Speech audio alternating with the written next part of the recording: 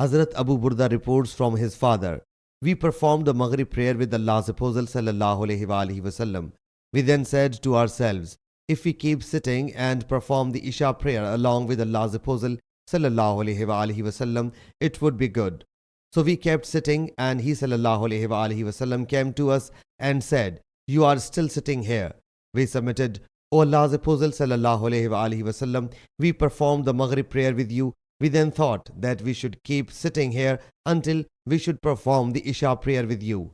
He sallallahu alaihi wasallam said, "You did well," or said, "You did a right thing." He sallallahu alaihi wasallam then raised his head towards the sky, and he sallallahu alaihi wasallam would often raise his head towards the sky.